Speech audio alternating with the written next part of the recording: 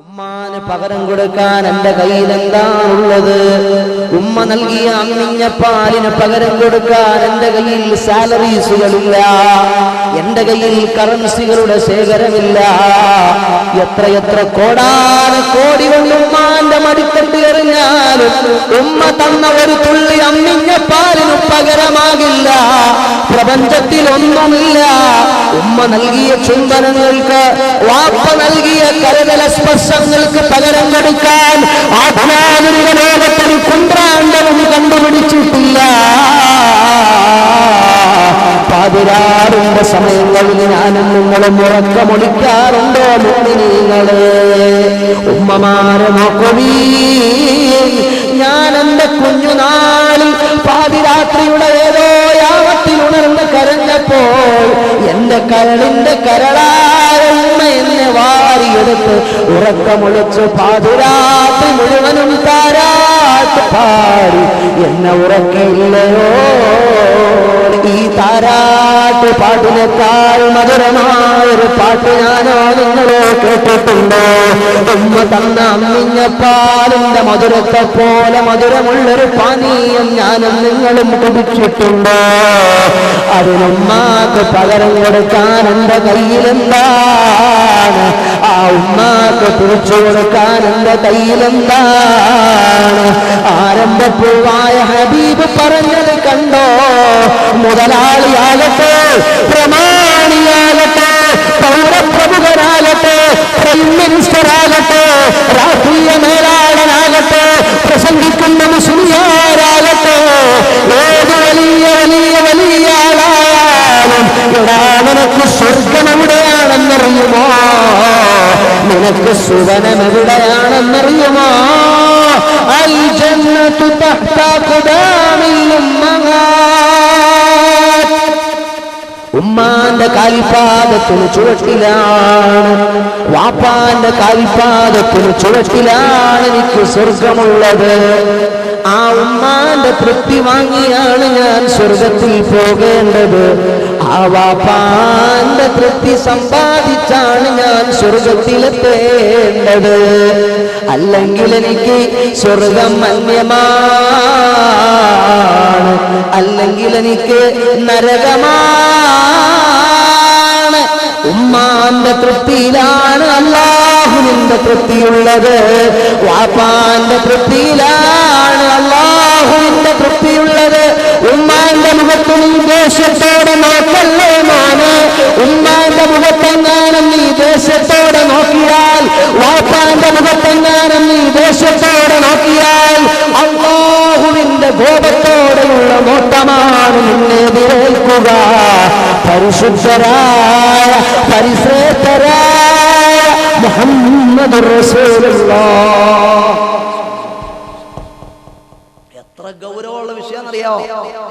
എത്ര നിസ്കരിച്ചിട്ടും കാര്യമില്ല, എത്ര നോമ്പെടുത്തിട്ടും കാര്യമില്ല, എന്തൊക്കെ സൽക്കർമ്മം ചെയ്തിട്ടും കാര്യമില്ല. വാപ്പാന്റെ തൃപ്തി വേണം രക്ഷപ്പെടാൻ, ഉമ്മാന്റെ സംതൃപ്തി വേണം രക്ഷപ്പെടാൻ. ഒരു സഹാബി വര്യൻ വന്നപ്പോ ചോദിച്ചു, എന്റെ ഉമ്മയെയും വാപ്പയെയും കുറിച്ച് എന്തു പറയുന്നു നബിയേ? ഉമാ ജന്നതുക വനാറുക. നിന്റെ ഉമ്മ നിന്റെ സ്വർഗമാണ് മോനെ, നിന്റെ ഉമ്മ നിന്റെ നരകമാണ് മോനെ. നിന്റെ വാപ്പ നിന്റെ സ്വർഗമാണ് മോനെ, നിന്റെ വാപ്പ നിന്റെ നരകമാണ് മോനെ. മുഹമ്മദുർ റസൂലുള്ളാഹ്. ജീവിച്ചിരിക്കുന്ന വാപ്പാക്ക് സല്ലല്ലാഹു അലൈഹി വസല്ലം, ജീവിച്ചിരിക്കുന്ന വാപ്പാക്ക് സംതൃപ്തി മേടിച്ച് അവരെ തൃപ്തിപ്പെടുത്തി നമുക്ക് സ്വർഗം നേടാം. അവരെ അസംതൃപ്തരാക്കി, അവരെ ദേഷ്യപ്പെടുത്തിയിട്ട് നമുക്ക് നരകവും നേടാം. അതാണ് ഉമാ ജന്നതുക വനാറുക. ജീവിച്ചിരിക്കുന്ന ഉമ്മാന്റെ പൊരുത്തം മേടിച്ചാൽ നമുക്ക് സ്വർഗത്തിൽ പോകാം. ജീവിച്ചിരിക്കുന്ന ഉമ്മാന്റെ തൃപ്തി മേടിച്ചാൽ നമുക്ക് നരകത്തിലും പോകാം. ഞാൻ ഹാജിയാരാ, ഞാൻ മുസ്ലിയാരാ, ഞാൻ നാട്ടിലെ സാമൂഹിക ക്ഷേമ പ്രവർത്തനങ്ങളുടെ നെടുനായകത്വം വഹിക്കുന്നയാളാ, അതല്ലെങ്കിൽ ഞാൻ വലിയ സാമൂഹിക നേതാവാ. അള്ളാന്റെ കോടതിയിൽ എന്നെയും നിങ്ങളെയും അള്ള സ്വീകരിക്കണമെങ്കിൽ ഉമ്മാന്റെ തൃപ്തി അത് മസ്റ്റാണ്. വാപ്പാന്റെ സംതൃപ്തി അത് നിർബന്ധമാണ്. ഇത് ഇസ്ലാമാണ്. എത്ര വളരെ സുന്ദരമാണ് നോക്ക്. അല്ലാഹു അക്ബർ. ഞാൻ നിസ്കരിച്ചോണ്ടിരിക്കുക, തറാവീഹ് നിസ്കരിച്ചോണ്ടിരിക്കുക. അപ്പൊ എന്റെ ഉമ്മ വിളിക്കുക, ഹാമിദ് യാസീൻ എന്നുമ്മ വിളിച്ചാൽ ഉമ്മാക്കുത്തരം ചെയ്യണമെന്നാണ് വിശുദ്ധ ഇസ്ലാം. എന്റെ നിസ്കാരം ബാത്തിലാകും. എന്നാൽ ഫർദ് നിസ്കാരത്തിലാണെങ്കിൽ എന്റെ റസൂലുള്ള എന്നെ വിളിച്ചാലോ എന്റെ നിസ്കാരം ബാത്തിലാകൂല. മറിച്ച് ഞാൻ മുത്തുനബിക്ക് ഉത്തരം ചെയ്യുക തന്നെ വേണം. അത് അമ്പിയാക്കളുടെ പദവിയാ. മുഅ്മിനീങ്ങളെ നോക്ക്, ഫർദായ നിസ്കാരത്തിൽ ഉമ്മ വിളിച്ചാലോ വാപ്പ വിളിച്ചാലോ ഉത്തരം ചെയ്യണ്ട. പക്ഷേ ഫർദ് നിസ്കാരത്തിന്റെ വിഷയമാണതെങ്കിൽ സുന്നത്ത് നിസ്കാരത്തിന്റെ വിഷയത്തിൽ അല്ലാഹുവുമായി മുനാജാത്ത് നടത്തുന്ന, അവനുമായി അഭിമുഖ സംഭാഷണം നടത്തുന്ന ഒരു മുസ്ലിം, സുന്നത്ത് നിസ്കാരം നിർവഹിക്കുന്ന ഒരു മുസ്ലിമിന് അവന്റെ ഉമ്മയോ വാപ്പയോ വിളിച്ചാൽ ആ വിളിക്കുത്തരം നൽകാം. അമ്പിയാക്കളെ വിളിച്ചാൽ ഏത് നിസ്കാരത്തിലാണെങ്കിലും ഉത്തരം നൽകണം. അത് വിശുദ്ധ ഇസ്ലാമിന്റെ നിയമമാണ്. പക്ഷേ അതിനോടടുത്തൊരു കാറ്റഗറിയാണ് സുന്നത്ത് നിസ്കാരവും ഫർദ് നിസ്കാരവും. വലിയ വ്യത്യാസമൊന്നുമില്ലല്ലോ. ഫർദായ നിസ്കാരങ്ങളിലുള്ളതൊക്കെ സുന്നത്തായ നിസ്കാരങ്ങളിലുമുള്ള കാര്യമാണ്. അതെല്ലാം ശരിയായാലേ ഇതെല്ലാം ശരിയാകൂ. നിബന്ധനയെല്ലാം ഒന്നാണ്. അതുകൊണ്ടത് വളരെ ഗൗരവമുള്ള വിഷയമാണ്. സുന്നത്ത് നിസ്കാരത്തിലായാൽ തന്നെയും നിനക്കുത്തരം വിളിച്ചാൽ, അവർക്കുത്തരം ചെയ്യാൻ വിളിച്ചാൽ നിന്നെയും വിളിച്ചോ. ഉമ്മ വിളിച്ചാൽ സുന്നത്ത് നിസ്കാരത്തിലാണെങ്കിലും ആ ഉമ്മാക്കുത്തരം ചെയ്യണമെന്നാണ്, വാപ്പാക്ക് ഉത്തരം ചെയ്യണമെന്നാണ് വിശുദ്ധ ഖുർആൻ, വിശുദ്ധ പ്രവാചകർ മുഹമ്മദ് റസൂലുള്ളാഹ്. ഒരു സഹാബി റസൂലുള്ളാഹിന്റെ അടുത്ത് പരാതി പറയുക, നബിയേ എന്റെ വാപ്പായെ കൊണ്ട് ഞാൻ തോറ്റു നബിയേ, എന്റെ പിതാവിനെ കൊണ്ട് ഞാൻ ആകെ പ്രതിസന്ധിയിലാണ് നബിയേ. എന്തു പറ്റി മോനെ? അതെന്റെ സ്വത്ത്, എന്റെ പിതാവ് അന്യായമായി എന്റെ സ്വത്ത് അപഹരിക്കുന്നു നബിയേ. വാപ്പാനെ പറ്റി മോൻ കംപ്ലൈന്റ് പറയുക. ആരോടാ? ആരംഭപ്പൂവായ റസൂലുള്ളാഹി തങ്ങളോട്. ആ സമയത്ത് പ്രവാചകർ പറഞ്ഞു, മോനെ നിന്റെ വാപ്പാനെ വിളിക്കടാ. ഈ സഹാബി നേരെ വാപ്പാന്റെ ചാരത്ത് പോയിട്ട് റസൂലുള്ള വിളിക്കുന്നു. മുത്തുനബിയുടെ ചാരത്തിയാള് വന്നപ്പോ റസൂലുള്ള ചോദിച്ചു, അല്ല സഹോദര, നിന്റെ മോനാണല്ലോ ഇവൻ, നിന്നെ പറ്റി അവൻ പണിഷ്മെന്റ് പറയുകയാ, കംപ്ലൈന്റ് ബോധിപ്പിക്കുകയാ, പ്രോബ്ലം ഉന്നയിക്കുകയാ. ഇതിന്റെ നിജസ്ഥിതി എന്താണ്? ഇവൻ പറയുന്നത് ശരിയാണോ?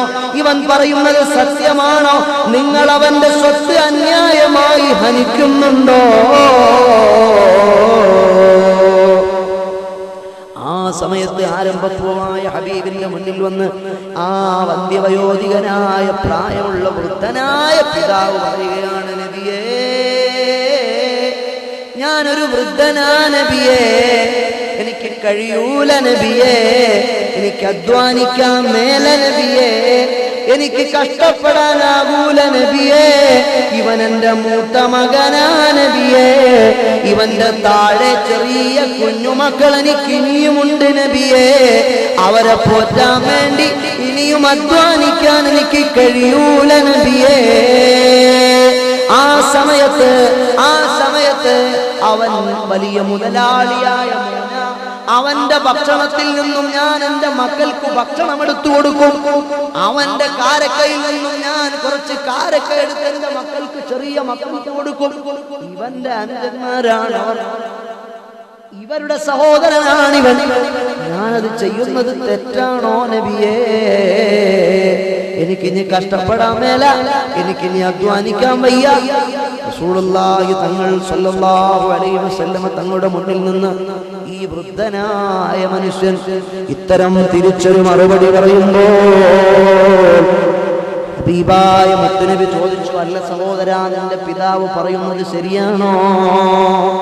ഇയാള് നന്നേ പ്രായമുള്ള മനുഷ്യനാണല്ലോ, ഇയാള് നന്നേ വൃദ്ധനായ മനുഷ്യനാണല്ലോ. ഇനിയും നിനക്ക് വേണ്ടി നിന്റെ ചെറിയ കുഞ്ഞു അനുജന്മാർക്ക് വേണ്ടി അധ്വാനിക്കാൻ അദ്ദേഹത്തിന് ആരോഗ്യമില്ലല്ലോ. മോനെ, പിന്നെന്താടാ നിന്റെ വാപ്പ ചെയ്യുന്നത്? എങ്ങനാടാ അന്യായമാകുന്നത് എന്നങ്ങോട്ട് റസൂലുള്ളാഹി ചോദിച്ചപ്പോൾ, കാരണം വാപ്പ സമ്പാദിക്കാൻ വേണ്ടിയല്ലല്ലോ, മുതലാളിയായ മകന്റെ ഭക്ഷണത്തിൽ നിന്നും കുറച്ച് ഫുഡെടുത്ത് തന്റെ കുഞ്ഞു മക്കൾക്ക് ഈ പിതാവ് കൊടുക്കുന്നത്, തന്റെ സ്വന്തം മകന്റെ ആഹാരമെടുത്ത് കൊടുക്കുന്നത് എങ്ങനെയാണ് തെറ്റാകുന്നത്? ഈ സഹാബി വന്നിട്ട് റസൂലുള്ളാഹിനോട് കംപ്ലൈന്റ് പറയുന്ന നേരത്ത് ഈ റസൂലുള്ളാഹി തങ്ങളാ പിതാവിനോട്, എന്താ മോനെ, നിന്റെ വാപ്പയല്ലേ അത് എന്ന രീതിയിൽ ഇടപെട്ടപ്പോൾ മുഖറബുൽ അമീൻ മലക്കു ജിബ്രീൽ അലൈഹിസ്സലാം, ജിബ്രീൽ അലൈഹിസ്സലാത്തു വസ്സലാം വന്നിട്ട് പറയുകയാണ്, നബിയേ, ആ മനുഷ്യനോടൊന്ന് പാടാൻ പറയുമോ നബിയേ? അയാളുടെ മനസ്സിന്റെ അകത്തളങ്ങളിൽ കുറെ കവിതാ ശകലങ്ങൾ കിടപ്പുണ്ട്, അതയാള് പോലും ഇതുവരെ കേട്ടിട്ടില്ല, അതൊന്ന് പാടാൻ പറയുമോ നബിയേ? സഹോദരാ, നിന്റെ മനസ്സിന്റെ അകത്തളത്തിൽ എവിടെയോ കുറെ കവിതാശകലങ്ങൾ കിടപ്പുണ്ട്, അതൊന്ന് പാടുമോ, അതൊന്ന് ചൊല്ലുമോ? റസൂലുള്ളാഹി സ്വല്ലല്ലാഹു അലൈഹി വസല്ലം തങ്ങൾ ഈ ആവശ്യം അയാളോട് ഉന്നയിച്ചപ്പോൾ വൃദ്ധനായ പ്രായമുള്ള മനുഷ്യൻ പാടാൻ തുടങ്ങി, ഉദൗതുക മൗലൂദൻ വമന്തുക യാഫിയാ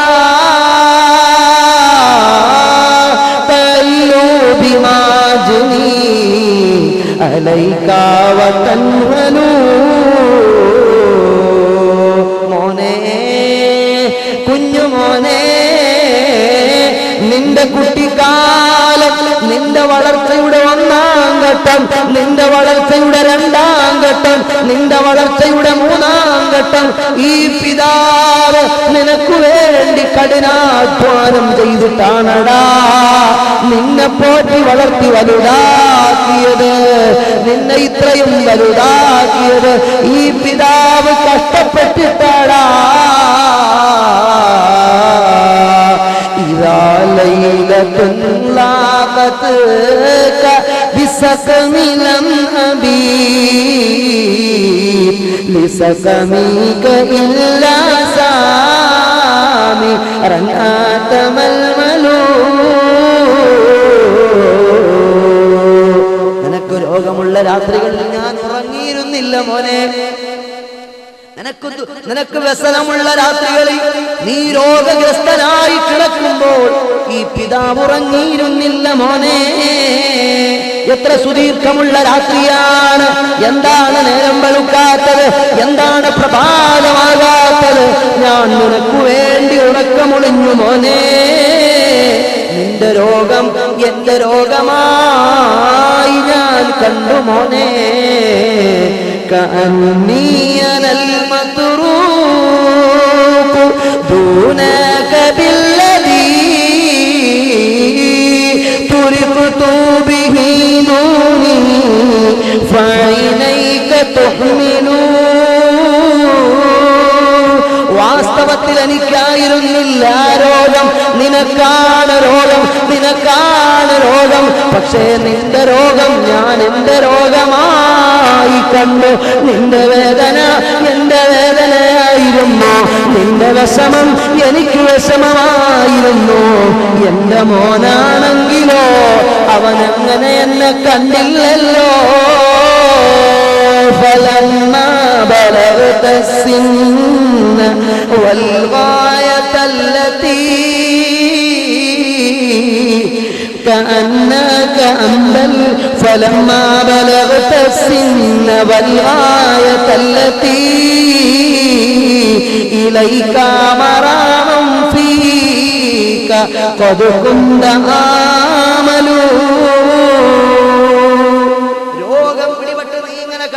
നിന്റെ വിരിപ്പിന്റെ ചാരത്ത് ഞാൻ ഇങ്ങനെ ഉണർന്നിരിക്കും. എന്റെ മോൻ ഇങ്ങനെ കിടന്നുറങ്ങുമ്പോൾ ആ വിരിപ്പിന്റെ ചാരത്ത് ഞാനിങ്ങനെ ഉണർന്നിരിക്കും. മനസ്സ് നിറയെ സ്വപ്നങ്ങളാണ്, മനസ്സ് നിറയെ ആഗ്രഹങ്ങളാണ്, മനസ്സ് നിറയെ മോഹങ്ങളാണ്. ആഗ്രഹത്തിന്റെ ആകാശക്കോട്ടകൾ ഞാനിങ്ങനെ കെട്ടി, മോഹത്തിന്റെ സ്ഫടിക കൊട്ടാരങ്ങൾ ഞാനിങ്ങനെ ഉയർത്തുകയാണ്. ഇവന്റെ മോനാണ്, ഇവൻ വളർന്നു വലുതാകുമ്പോ എനിക്ക് വേണ്ടി കഠിനാധ്വാനം ചെയ്യുന്ന മോനാ. പ്രായമുള്ള വാപ്പ നടക്കാൻ വിഷമിക്കുമ്പോ വാപ്പാന്റെ കൈ പിടിച്ച് നടക്കാൻ സഹായിക്കുന്ന മോനാ. രോഗിയായി വാപ്പ ബെഡിൽ കിടക്കുമ്പോ എന്തു വേണം വാപ്പാ, എന്തു പറ്റി വാപ്പാ എന്ന് ചോദിച്ച് എനിക്ക് വേണ്ടി എല്ലാ അർത്ഥത്തിലും സേവനം ചെയ്യാൻ സന്നദ്ധനാകുന്ന മോനാ. എന്നെ നോക്കുന്ന, എന്നെ ശുശ്രൂഷിക്കുന്ന, എന്റെ വിഷമങ്ങളിൽ പങ്കാളിയായ, എന്റെ ബുദ്ധിമുട്ടിൽ എനിക്ക് എല്ലാ തണലും താങ്ങും തളിരും എല്ലാമായ എന്റെ കുഞ്ഞുമോൻ ദാ കിടന്നുറങ്ങുന്നു. അവന്റെ കവിൾത്തടങ്ങളിൽ, കണ്ണടച്ച് കിടന്നുറങ്ങുന്ന കുഞ്ഞുമോന്റെ കവിൾത്തടങ്ങളിൽ 1000 സ്നേഹത്തിന്റെ ചുടുചുംബന മുദ്രകൾ ഞാൻ അർപ്പിച്ചു. എന്റെ മനസ്സ് മുഴുവനും മനക്കോട്ടകൾ കെട്ടിക്കെട്ടി മോഹക്കൊട്ടാരങ്ങൾ ഉയർന്നു നിൽക്കുകയാണ്. ബലഗ്താ ജസാഇൽ തംബ ഫലാലതാ كأنك أنت المنعم المتفضل. നീ ഇപ്പൊ പദവി കിട്ടിയപ്പോൾ, നീ വലിയ ആളായപ്പോൾ, നീ മുതലാളിയായപ്പോൾ, നീ ബിസിനസ്സുകാരനായപ്പോൾ, നിന്റെ കൈകാലുകൾ ഉറച്ചപ്പോൾ, നീ സമൂഹത്തിൽ നിലയും വിലയുമുള്ളവനായപ്പോൾ, നീ എന്നോട് എന്തോ അനുഗ്രഹം ചെയ്തവനെ പോലെ സംസാരിക്കുന്നുവല്ലോടാമോനെ. എനിക്കെന്തോ ഉപകാരം ചെയ്തവനെ പോലെയാണല്ലോ നിന്റെ വർത്തമാനം കേട്ടാൽ. فليتك إذ لم ترى حق النبوة فليتك ما جار المجاوير يفعلون. ഒരു വാപ്പ എന്ന നിലപാടിൽ എന്നെ എന്റെ മോൻ കാണണ്ട, ഒരു പിതാവെന്ന നിലയ്ക്ക് എന്റെ മോൻ എന്നെ നോക്കണ്ട. ഒരയൽക്കാരന്റെ പരിഗണന എനിക്ക് തരുമോ? ഒരയൽക്കാരനായ, ഒരയൽവാസിയായ മനുഷ്യനോട് എങ്ങനെയാണ് നീ പെരുമാറുന്നത്? സ്റ്റാൻഡേർഡ് ഫുള്ളായിട്ടല്ലേ പെരുമാറുക അയൽവാസിയോട്? മാന്യതയോടെയല്ലേ പെരുമാറുക അയൽവാസിയോട്? ആ അയൽവാസിയോട് കാണിക്കുന്ന മാന്യതയെങ്കിലും നീ എന്നോട് കാണിക്കടാ. കണ്ണുനീർ ചാലുകൾ ഇങ്ങനെ ഒഴുകി താടികോണങ്ങളിലൂടെ ഒലിച്ചിറങ്ങുന്നു.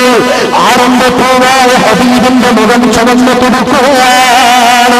റസൂലുള്ളാഹിന്റെ മുന്നിൽ നിന്ന് ഈ മനുഷ്യരിങ്ങനെ പൊട്ടി കരഞ്ഞുകൊണ്ട് അവിടുന്ന് ആർത്തനാദം ഉറക്കിക്കൊണ്ട് കവിതയെന്ന് പാടുന്നു.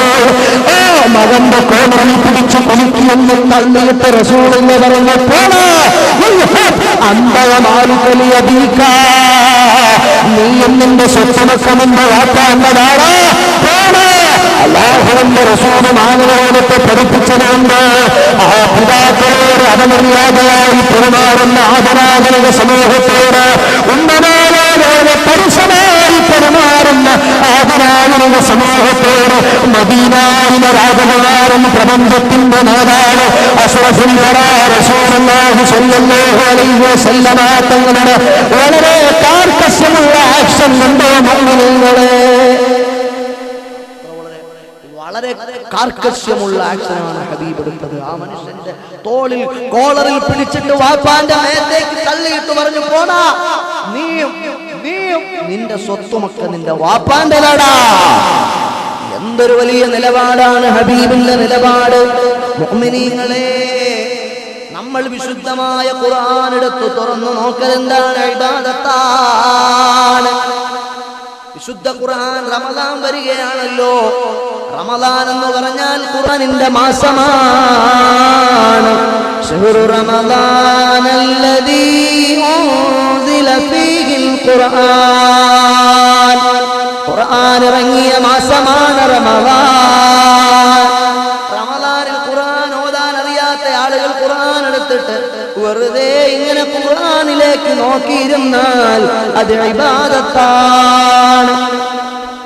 കഅബാലയം, ശുദ്ധമായ കഅബാലയത്തെ ഇങ്ങനെ വെറുതെ നോക്കിയിരുന്നാൽ അത് ഇബാദത്താണ്.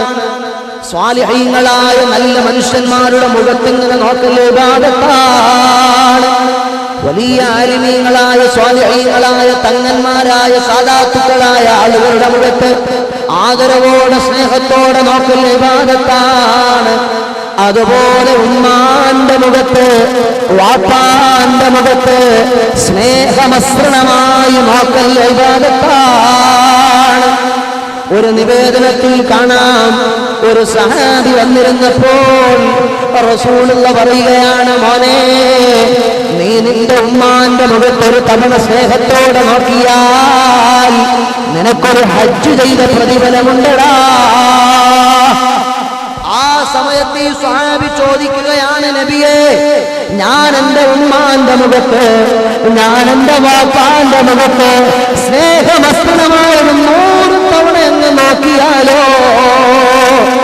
ആ സമയത്ത് കാരുണ്യത്തിന്റെ കരകാണാ കടലായ കരുണയുടെയും കനിവിന്റെയും സൂര്യോദയമായ മുഹമ്മദ് മുസ്തഫ സല്ലല്ലാഹു അലൈഹി വസല്ലം തങ്ങൾ പഠിപ്പിക്കുന്നു, നിനക്ക് 100 ഹജ്ജ് ചെയ്ത പ്രതിഫലം കിട്ടുമെടാ. മുഅ്മിനീങ്ങളെ, എത്ര ഗൗരവമുള്ള വിഷയമാ, എത്ര വലിയ ഗൗരവത്തോടെ നമ്മൾ നോക്കിക്കാണേണ്ട വിഷയമാ.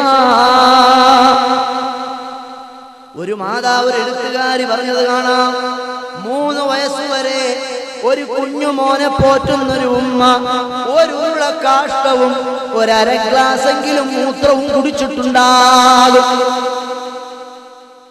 നമ്മളെ ഉമ്മമാര് ചെറിയ മക്കളെ കോളേൽ ഇങ്ങനെ വെച്ചേച്ച് ഈ ഇടത്തെ കൈയിന്റെ മേലില് പാത്രം ഇങ്ങനെ വെച്ചിട്ട് അതിൽ നിന്ന് ഫുഡ് എടുത്തിട്ട് ഇങ്ങനെ മെല്ലെ മെല്ലെ കഴിക്കുക, അല്ലേ? സാധാരണ നമ്മുടെ വീടുകളിലൊക്കെ അങ്ങനെയാണ്. ഇങ്ങനെ ഉമ്മ കഴിച്ചോണ്ടിരിക്കുമ്പോഴാണ് ഈ കുഞ്ഞു മോനെ അല്ലെങ്കിൽ മോൾക്ക് പിന്നെ പമ്പിങ്ങോ അതല്ലെങ്കിൽ സുനാമിയോ പോലത്തെ സംഭവങ്ങൾ ഉണ്ടാകുക. ആ സമയത്ത് സ്വാഭാവികമായിട്ടും ചിലപ്പോൾ പമ്പ് ചെയ്യുമ്പോൾ എന്ന് പറഞ്ഞ് ഇതിനകത്ത് വീഴാൻ സാധ്യതയുണ്ട്. അതല്ലെങ്കിൽ സുനാമി ഉണ്ടായാൽ തെറിക്കാൻ സാധ്യതയുണ്ട്.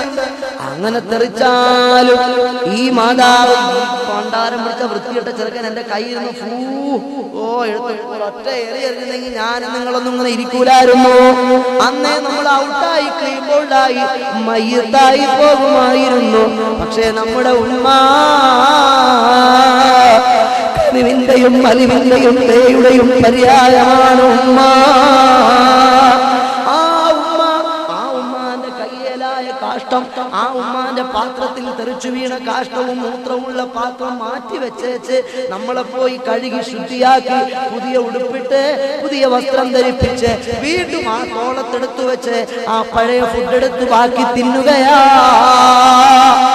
എന്റെ മുഅ്മിനീങ്ങളെ, ഇന്ന് ഞാനും നിങ്ങളുമൊക്കെ ഈ പള്ളിയിൽ ഉടനാട് പള്ളിയുടെ ചാരത്തൊരുമിച്ചു കൂടിയ എന്റെ സാധുക്കളായ മുഅ്മിനീങ്ങളോട് ഈ പാവപ്പെട്ട വിനീതനായ മുത്തഅല്ലിം പറഞ്ഞു തന്നിട്ടുണ്ടല്ലോ. ആലോചിച്ചു നോക്കുക. ഒരെഴുത്തുകാരൻ പറഞ്ഞത് എനിക്ക് ഓർമ്മ വരികയാണ്.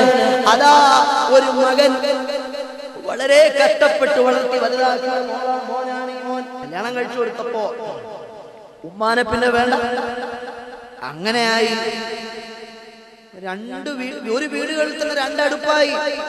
ഉമ്മ വേറെ ആ സെപ്പറേറ്റ് ആ പാചകം ചെയ്യുന്നത്, മോനും സെപ്പറേറ്റ് ആ പാചകം ചെയ്യുന്നത്. 2 പേരും 2 പാചകമായി. അങ്ങനെ ഭാര്യ വേറെ പാചകം, ഉമ്മ വേറെ പാചകം. അങ്ങനെ വീട്ടിൽ 2 അടുപ്പുകളായി. അങ്ങനെ കഴിഞ്ഞു പോകുമ്പോൾ ഈ ഭാര്യയ്ക്ക് ഒരു രോഗം പിടിപെടുകയാണ്. രോഗം പിടിപെട്ടപ്പോൾ ഡോക്ടർ പറഞ്ഞു, എടാ പൊന്നാര പൊന്നുമോനെ, നിന്റെ ഭാര്യ ജീവിക്കണമെങ്കിലുണ്ടല്ലോ പുതിയൊരു ഹൃദയം വേണം, ഒരു ഹൃദയം വേണം. എവിടെന്നേലും ഒന്ന് സംഘടിപ്പിച്ചോണ്ട് വരാവോ? അവൻ നാടായ നാടൊക്കെ ഹൃദയം തരുമോ സമ്പത്ത് തരാ? ആളുകളെ ഹൃദയം തരുമോ പണം തരാ. ഗ്രാമങ്ങളായ ഗ്രാമങ്ങളിലൂടെ, പട്ടണങ്ങളായ പട്ടണങ്ങളിലൂടെ, രാജ്യം മുഴുവനും ചുറ്റിക്കറങ്ങി ഒരു ഭ്രാന്തനെ പോലെ അലഞ്ഞു നടന്നു. അവസാനം അവൻ തളർന്ന് വീട്ടിലെത്തി. ഉമ്മ ചോദിച്ചു, എന്താ മോനെ നീ ആകാതെ മാറിപ്പോയല്ലോടാ, ആളാകെ എന്ന് മാറിപ്പോയല്ലോടാ. ഉമ്മ വിഷയം ഇതുപോലെ ഡോക്ടർ പറഞ്ഞ് അവൾക്കൊരു പുതിയ ഹൃദയം കൊണ്ട് കൊടുത്ത് ഫിറ്റ് ചെയ്തിട്ടില്ലെങ്കിൽ അവൾ അടിച്ചു പോകും, എനിക്ക് എന്റെ പ്രിയതമ നഷ്ടപ്പെട്ടു പോകും, ഞാൻ പിന്നെ ജീവിച്ചിരുന്നിട്ട് കാര്യമില്ലല്ലോ. എന്ത് ചിന്തിച്ചിട്ടും ഞാൻ എത്ര അന്വേഷിച്ചിട്ടും ഒരു ഹൃദയം കിട്ടുന്നില്ല. എനിക്കിപ്പോൾ ഒരു ഉപായം കാണുന്നു. ഉമ്മ, നിങ്ങളിപ്പോ 10-60 വയസ്സ് പ്രായമായ ആളാ. ഇനി ഏറിയ 2, 3, 5 കൊല്ലം വരെ നിങ്ങൾ ജീവിക്കാൻ സാധ്യതയുണ്ട്. എന്റെ പ്രിയതമയാണെങ്കിൽ 19 വയസ്സുള്ള മധുര 17-19 കാരിയ. ആ പെങ്ങളും ആ സഹോദരിയുമായി ആ പ്രിയപ്പെട്ട പത്നിയുമായിട്ട് എനിക്ക് അടിച്ചു പൊളിച്ചു കുറെ കാലം ജീവിക്കാൻ ഇനിയും സമയമുണ്ട്. നിങ്ങളാണെങ്കിൽ ഇന്നോ നാളെയോ മറ്റന്നാളോ അടിച്ചു പോകും. അപ്പൊ ഞാൻ ചോദിച്ചോട്ടെ, നിങ്ങളെ ഹൃദയം ഞാൻ എടുത്തോട്ടെ? ഒരെഴുത്തുകാരന്റെ ഇമേജിനേഷൻസുകളാണെങ്കിലും ഇതിനകത്ത് ചിന്തിക്കാൻ വാചകങ്ങളും വകകളും വർത്തമാനങ്ങളും ഉള്ളത് കൊണ്ട് വളരെ ഗൗരവത്തോടെ കാണാൻ വേണ്ടി പറഞ്ഞ സഹോദരങ്ങളെ, ആ പ്രിയപ്പെട്ട ഉമ്മ പറയുന്ന, മോനെ നീ എന്തൊരു വർത്തമാനമാണായി പറയുന്നത്, എന്റെ ഹൃദയം നിനക്ക് തരാനോ? അങ്ങനെ ഉമ്മ, നിന്നെ എത്രയാണ് നിന്നെ ഒരുപാട് കഷ്ടപ്പെട്ടല്ലിയോടാ ഞാൻ വളർത്തിയത്. ആ ഉമ്മാന്റെ ഹൃദയം ഇപ്പോൾ ഒരു മനുഷ്യത്വവുമില്ലാതെ ചോദിക്കുന്ന, നീ ഒരു മനുഷ്യനാണോടാ? ആ സമയത്ത് അവന് ദേഷ്യം പെടുകയാണ്. ഉമ്മ, ടൈമില്ല, ഡോക്ടർ പറഞ്ഞ സമയം അധികരിച്ചിരിക്കുന്നു. അവനവന്റെ ബലിഷ്ഠമായ കരങ്ങൾ കൊണ്ട് മാതാവിന്റെ മാറിടത്തിലേക്ക് അവനതാ കുത്തിക്കയറ്റി മാതാവിന്റെ ഹൃദയം എടുക്കുകയാണ്. അവൻ ഡോക്ടറുടെ ശരീരത്തിലേക്ക് ആ ഹൃദയം കൊണ്ട് ഓടുകയാണ്. ഓടി പോകുന്ന നേരത്തതാ ഒരു മരച്ചുവട്ടിന്റെ വേലിൽ തട്ടിയവൻ കമിഴ്ന്നു വീഴുകയാണ്. കമിഴ്ന്നു വീഴുന്ന നേരത്ത് ആ ഹൃദയം തുടിച്ചുകൊണ്ടിരുന്ന് ചോദിച്ചു, ഉമ്മാന്റെ ഹൃദയം തുടിച്ചുകൊണ്ടിരിക്കുന്ന ഹൃദയം ഈ മകനോട് ചോദിച്ചു, മകനെ നിനക്ക് വേദനിച്ചോടാ, മകനെ നിനക്ക് വേദനിച്ചോടാ. ഒരു മാതാവിനല്ലാതെ ആർക്കാണ് ഒരു മാതാവിന്റെ സ്നേഹത്തിന്റെ അഗാധതയെ പരാമർശിക്കുന്ന ഒരു എഴുത്തുകാരന്റെ സങ്കല്പങ്ങളാണിതെങ്കിലും ഇതിലൊരു താഴത്തിലുള്ള അർത്ഥങ്ങളുണ്ട്. എനിക്കൊരു വിഷമം വന്നാൽ ഏറ്റവും കൂടുതൽ ദുഃഖിക്കുന്നത് എന്റെ ഭാര്യയാണോ? അല്ല. എന്റെ പ്രിയപ്പെട്ട കൂട്ടുകാരനാണോ? അല്ല. എന്റെ സഹപ്രവർത്തകരാണോ? അല്ല. എനിക്കൊരു വിഷമം വന്നു എന്ന് കേട്ടാൽ ഏറ്റവും കൂടുതൽ വിഷമിക്കുന്ന പ്രിയപ്പെട്ട മാതാവിന്റെ കൽബാണ്. എന്റെ ഉമ്മാന്റെ മനസ്സ് വിഷമിക്കുന്നത് പോലെ നിങ്ങൾ എന്നെ എത്ര സ്നേഹിച്ചാലും നിങ്ങളുടെ ആരെങ്കിലും മനസ്സ് വിഷമിക്കുമോ? നിങ്ങൾക്കൊരു ആക്സിഡന്റ് ഉണ്ടായെന്ന് കരുതി സംഭവിച്ചെന്നറിഞ്ഞാൽ, നിങ്ങൾക്ക് എന്തെങ്കിലും ഒരു വിഷമം ഉണ്ടായെന്നറിഞ്ഞാൽ ഏറ്റവും കൂടുതൽ വേദനിക്കുന്ന ഹൃദയം നമ്മുടെ ഉമ്മാന്റെ ഹൃദയമാണ്. എന്തൊക്കെ കച്ചറയാ കാണിച്ചാലും, എന്തൊക്കെ കുരുത്തക്കേട് കാണിച്ചാലും, എന്തൊക്കെ ഉമ്മാടുത്ത് പറഞ്ഞാലും മെല്ലെ ഒന്ന് പോയിട്ടൊന്ന് സോപ്പിട്ടാൽ പെട്ടെന്ന് വീഴുന്ന സാധനമാണ് ഉമ്മ. എന്റെ മോനല്ലേ, എന്റെ മോളല്ലേ, ആ ഉമ്മാന്റെ സ്നേഹം എത്ര വലുതാണ് മുഅ്മിനീങ്ങളെ. എനിക്കും നിങ്ങൾക്കൊക്കെ ഉമ്മമാരുള്ളത് കൊണ്ടാണ് നമ്മൾ നമ്മുടെ ഉമ്മമാരോട് തർക്കിക്കുകയും ചീത്ത പറയുകയും ചെയ്യുന്നത്. എത്രയോ ആളുകളുടെ ഉമ്മമാർ ചെറുപ്രായത്തിൽ തന്നെ അങ്ങ് മരണപ്പെട്ടു പോയിട്ടില്ലേ? എത്രയോ ആളുകളുടെ ഉമ്മമാർ. എനിക്ക് ഓർമ്മ വരുന്നത് എന്റെ പ്രിയപ്പെട്ട കൂട്ടുകാരൻ ഷഫീഖ് നഈമി എന്ന് പറയുന്ന തൃശൂർ ജില്ലയിലുള്ള എന്റെ പ്രിയപ്പെട്ട കൂട്ടുകാരൻ. ആ പ്രിയപ്പെട്ട കൂട്ടുകാരന്റെ മാതാവ് 2 വർഷങ്ങൾക്ക് മുമ്പ് ഗ്യാസ് സിലിണ്ടർ പൊട്ടിത്തെറിച്ച് ആക്സിഡന്റ് ഉണ്ടായി, ഡിസാസ്റ്റർ ഉണ്ടായി, കത്തിക്കരിഞ്ഞു മരണപ്പെട്ടു പോയി. ഉമ്മാന്റെ ഖബർ അല്ലാഹു സ്വർഗ്ഗമാക്കുമാറാകട്ടെ. എത്ര ഉമ്മമാരാ പ്രിയപ്പെട്ട മുഅ്മിനീങ്ങളെ അങ്ങനെയൊക്കെ മരണപ്പെട്ടു പോയത്. ഗ്യാസ് സിലിണ്ടർ ആക്സിഡന്റ് ഉണ്ടായത് ചുമ്മാതല്ലല്ലോ. മക്കൾക്ക് വേണ്ടി വെള്ളം ചൂടാക്കാനോ പാചകം ചെയ്യാനോ അടുക്കളയിലേക്ക് പോയതല്ലേ. അപ്പൊ സംഭവിച്ച ഡിസാസ്റ്റർ അല്ലേ. എന്റെ പ്രിയപ്പെട്ട മുഅ്മിനീങ്ങളെ, ഉള്ളാളത്ത് പള്ളിയിൽ ഞാനിങ്ങനെ ജമാഅത്ത് നിസ്കരിക്കാൻ വേണ്ടി പള്ളിയിലേക്ക് നടന്നു വരുമ്പോൾ എന്റെ കണ്ണിലൊരു ദൃശ്യം കാണുകയാണ്. 16 വയസ്സ് പ്രായമുള്ള മകൻ, ഒരു നൂല് പോലെയാണ് അവന്റെ കൈകാലുകൾ. അവനിങ്ങനെ കിടക്കുകയാണ്. അവന്റെ ജീവിതത്തിൽ ഇന്നുവരെ എഴുന്നേറ്റിട്ടില്ല. ഒരു തൂവാല എടുത്ത് നിലത്തിട്ടാൽ, തുണിക്കഷ്ണമെടുത്ത് നിലത്തിട്ടാൽ എങ്ങനെയാണ് കിടക്കുക, അതുപോലെ ആ മോൻ ഇങ്ങനെ കിടക്കുകയാണ്. ഉമ്മാന്റെ മുഖത്ത് നോക്കി ഉമ്മ എന്നവൻ ഇതുവരെ വിളിച്ചിട്ടില്ല. ആ പ്രിയപ്പെട്ട മാതാവ് നോക്കുമ്പോൾ ഈർക്കിലി പോലെ കൈകാലുകൾ നീണ്ട ഈ കുഞ്ഞുമോനെ അവൻ കിടന്നെടുത്താണ് കാഷ്ടിക്കുന്നത്, അവൻ കിടന്നെടുത്താണ് മൂത്രമൊഴിക്കുന്നത്. ഈ മകനെ വാരിയെടുത്ത് കോരി വൃത്തിയാക്കി പൗഡറിട്ട് എപ്പോഴും കരിയൊക്കെ എഴുതി കൊടുത്ത് ആ മകനെ വാരി പുണർന്ന് മാറോട് ചേർത്ത് വെച്ച് ചുംബനം നൽകിയിരിക്കുന്ന ഒരു മാതാവ് എനിക്ക് കാണാനിടയായിട്ടുണ്ട്. ഞാൻ എന്റെ കൽബ് കൊണ്ട് ആലോചിച്ചു പോയി. നമ്മുടെ മക്കളൊക്കെ മുഅ്മിനീങ്ങളെ ആലോചിച്ചു നോക്ക്. ബാഗ് തൂക്കി രാവിലെ സ്കൂളിൽ പോകാൻ വേണ്ടി ഇറങ്ങി പോകുമ്പോ ഞാനും നിങ്ങളുമൊക്കെ എത്ര പ്രതീക്ഷയോടെയാ നമ്മുടെ മക്കളെ നോക്കിക്കാണുന്നത്. ഈ കുട്ടി നാളെ പഠിക്കാൻ പോയിട്ട് എന്റെ പെങ്ങളെ നിങ്ങൾ ഈ ശബ്ദം കേൾക്കുന്നുണ്ടോ? നാളെ എന്റെ മകൻ വലുതായി എനിക്ക് വേണ്ടി അവനെല്ലാം ചെയ്യും, എന്റെ മകൾ വലുതായി എനിക്ക് വേണ്ടതെല്ലാം എനിക്ക് തരും എന്ന വലിയ പ്രതീക്ഷ നിങ്ങളുടെ മനസ്സിന്റെ അകത്തളത്തിലുണ്ട്. നിങ്ങളുടെ മക്കൾ സ്കൂൾ ബാഗും തൂക്കി മമ്മി ടാറ്റ, ഡാഡി ടാറ്റ എന്ന ഈ ദുനിയാവിന്റെ ദുഷിച്ച വാചകങ്ങൾ പറഞ്ഞിറങ്ങി പോകുമ്പോ നിങ്ങൾക്ക് അഭിമാനമാണ്. അവന് സലാം പഠിപ്പിക്കാത്ത വാപ്പ, അവന് സലാം പഠിപ്പിക്കാത്ത അമ്മ, അല്ലാഹുവിന്റെ കോടതിയിൽ നിങ്ങൾ കുറ്റക്കാരാകട്ടോ. അല്ലാഹുവിന്റെ അടുത്ത് നിങ്ങൾ വലിയ അപരാധം ചെയ്ത ആളുകളാ. അനലൈസ് ചെയ്യേണ്ട വിഷയമാണ്. ഖാലല്ലദീന കഫറൂ റബ്ബനാ അരിനല്ലദീന അളല്ലനാ മിനൽ ജിന്നി വൽ ഇൻസി നജഅൽഹുമാ തഹ്ത അഖ്ദാമിനാ ലിയകൂനാ മിനൽ അസ്ഫലീൻ. പാരത്രിക ലോകത്ത് അല്ലാഹുവിന്റെ കോടതിയിൽ ഒരുമിച്ച് കൂടുമ്പോൾ മക്കളെ വിളിച്ചു പറയുകയാണ്, പടച്ചവനെ ഞങ്ങളെ വഴിപിഴപ്പിച്ചത് ഉമ്മായും ബാപ്പായുവാ. ഈ വലിയ ചെമ്പിന്റെ ചൂടുള്ള തറയിൽ ഞങ്ങൾക്ക് നിൽക്കാനൊട്ട് നേരം ഞങ്ങൾക്ക് സഹിക്കുന്നില്ല. ഈ ചെമ്പിന്റെ തറയിൽ ചവിട്ടിക്കൊണ്ട് നിൽക്കാൻ ഞങ്ങൾക്ക് കഴിയുന്നില്ല. ആ ബാപ്പാനെ ഇങ്ങ് കൊണ്ടിട്ടാ, ആ ഉമ്മാനെ ഇങ്ങ് കൊണ്ടിട്ടാ, അവരെ കിടത്തിയിട്ടവരുടെ മുകളിൽ കയറി ഞങ്ങൾ നിൽക്കട്ടെ റബ്ബേ. ഉമ്മ മക്കളെ വിളിച്ചു പറയുന്നത് നമ്പരാണുണ്ടോ? ഉമ്മമാരെ, വാപ്പമാരെ നിങ്ങൾ ശ്രദ്ധിക്കണേ. ഈ പ്രിയപ്പെട്ട മകൻ, ആ മകളെ ചേർത്ത് വെച്ച്, ആ മകനെ ചേർത്ത് വെച്ച് ഉമ്മ ചുംബനാരവങ്ങൾ ചിന്തിക്കുമ്പോ ഞാൻ ആലോചിച്ചു പോയി, പടച്ചവനെ ഈ 16 വയസ്സ് പ്രായമുള്ള മോൻ ഇന്നുവരെ ഉമ്മാന്റെ മുഖത്ത് നോക്കി ഉമ്മ എന്ന് വിളിച്ചിട്ടില്ല. സംസാരശേഷിയില്ലാത്ത മോനാണ്. എഴുന്നേറ്റ് നടന്നിട്ടില്ല, നടക്കാൻ കഴിയില്ല, കൈകാലുകളെല്ലാം ദൗർബല്യപ്പെട്ട് ഈർക്കില് പോണ്ട് മെല്ലിച്ച് നീളം വെച്ചതാണ്. ആ മകന്റെ വായിലൂടെ ഉണനീരെപ്പോഴും ഒഴുകിക്കൊണ്ടിരിക്കുന്നു. ഈച്ച പറ്റാൻ വരുമ്പോ ആ ഉമ്മ തൂവാല കൊണ്ട് ഇങ്ങനെ ഈച്ചയാട്ടുന്നു. ഒലിച്ചു വരുന്ന തുപ്പുനീര് ആ മാതാവ് വാത്സല്യ സമ്പന്നമായി, സ്നേഹസമ്പൂർണമായി കയ്യിലുള്ള തൂവാല കൊണ്ട് ഒപ്പിയെടുക്കുന്നു. നമ്മുടെ മക്കളെ കാണുമ്പോ നമുക്ക് വലിയ പ്രതീക്ഷയല്ലേ? ഈ മാതാവിനെ, മകനെ കാണുമ്പോൾ എന്ത് പ്രതീക്ഷയാണുള്ളത്? ആലോചിച്ചു നോക്കൂ മുസ്ലിമീങ്ങളെ. ഒരു ഉമ്മാക്കല്ലാതെ ഇത് ചെയ്യാൻ കഴിയുമോ? ഒരു വാപ്പ ഇത് ചെയ്യുമോ?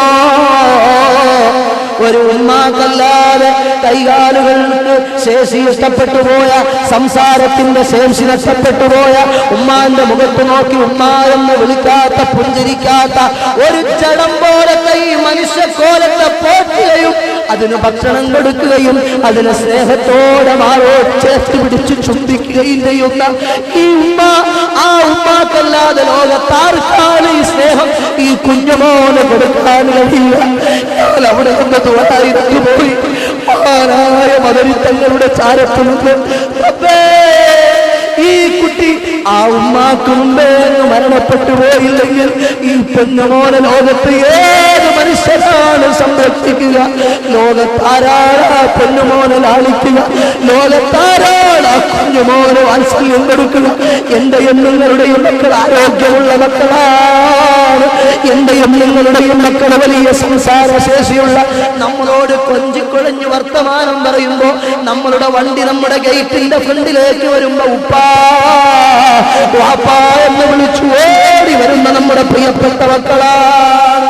എത്രയോ എത്രയോ മാതാപിതാക്കൾ കല്ലമ്പലത്തിനടുത്തൊരു ഒരു ബുറുദ മജ്‌ലിസിന് പോയപ്പോ എന്റെ കയ്യിൽ പിടിച്ചിട്ട് ഒരു എക്സൈസ് ഉദ്യോഗസ്ഥനായ സഹോദരൻ പറഞ്ഞു, ഉസ്താദേ എന്റെ വീട്ടിലേക്ക് നിങ്ങളൊന്ന് വരണം.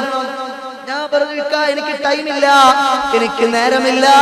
ഉസ്താദെ തീർച്ചയായും വന്നിട്ട് പോയേ പറ്റൂ. ഞാൻ പറഞ്ഞു, രാത്രി പോയിട്ട് എനിക്ക് മറ്റൊരു യാത്ര പോകാനുണ്ട്. എന്റെ വീട്ടിൽ നിങ്ങൾ വരാതെ പോയാൽ എനിക്ക് വലിയ വിഷമമാണ്. നിർബന്ധിച്ച് അദ്ദേഹം എന്നെ കൊണ്ടുപോയി. അദ്ദേഹം കാറ് സ്വയം ഡ്രൈവ് ചെയ്യുമ്പോൾ ഞാൻ ഫ്രണ്ടിലത്തെ ഇടതുഭാഗത്തെ സീറ്റിലിരിക്കുകയാണ്. അദ്ദേഹം ഇങ്ങനെ ഡ്രൈവ് ചെയ്ത് എനിക്കൊരു കുഞ്ഞുമോളുണ്ട്. 7 വയസ്സ് വരെ നല്ലപോലെ സംസാരിച്ച മോളാ.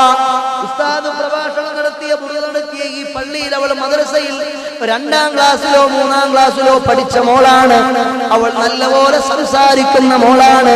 അവൾ പാട്ടുപാടി നിവേദനത്തിനും മറ്റും ഫസ്റ്റ് മേടിച്ച മോളാണ്. ഇപ്പൊ എന്റെ മോൾക്ക് എന്തോ ബ്രെയിനിൽ എന്തോ ഞരമ്പുകൾ തമ്മിലുള്ള ബ്ലഡ് സർക്കുലേഷൻ കംപ്ലൈന്റ് ആയിട്ട് അവൾ സംസാരിക്കാറില്ല. ഇതും പറഞ്ഞ് ഈ സങ്കടം പറഞ്ഞ മോൾക്കൊന്ന് മന്ത്രിപ്പിക്കാനാണ് എന്നെ കൊണ്ടുപോകുന്നത്. ബുറുദ മജ്‌ലിസിൽ നമ്മുടെ ബുറുദ കണ്ടിട്ടും നമ്മുടെ പ്രഭാഷണം കേട്ടിട്ടും വഅദ് കേട്ടിട്ടും പ്രതീക്ഷയോടെ ഈ സഹോദരൻ ഞങ്ങളെ കൊണ്ടുപോയതാണ്. ഞാൻ ആ വീട്ടിന്റെ ഗേറ്റിന്റെ കവാടത്തിനടുത്തെത്തിയപ്പോൾ ഡ്രൈവിംഗ് ചെയ്തുകൊണ്ടിരുന്ന സഹോദരൻ പൊട്ടി അങ്ങ് കരയാൻ തുടങ്ങി. ആ നിലവിളി പോലെ ആയി കരച്ചിൽ.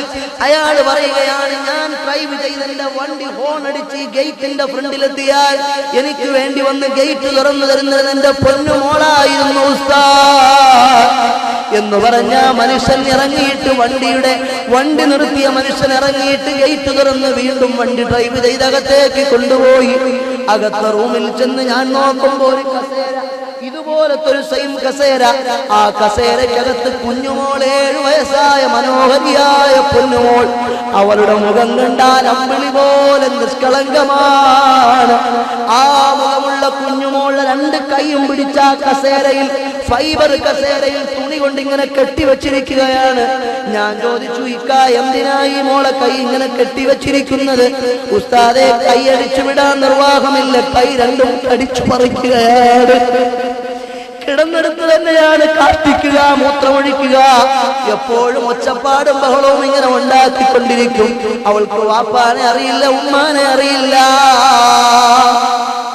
ആ എത്രയോ ലക്ഷക്കണക്കിന് രൂപ ഞങ്ങൾ ട്രീറ്റ്മെന്റിന് വേണ്ടി ചെലവാക്കിയിട്ടുണ്ട്. എത്രയോ ലക്ഷക്കണക്കിന് രൂപ ട്രീറ്റ്മെന്റിന് വേണ്ടി ചെലവാക്കിയിട്ടുണ്ട്. പക്ഷേ ഒരു ഫലവും കണ്ടിട്ടില്ല. ആ മാതാവ് എന്തൊരു വിഷമമാണ്, ആ പിതാവിന് എന്തൊരു സ്നേഹമാണ് ആ കുഞ്ഞുമോളോട്.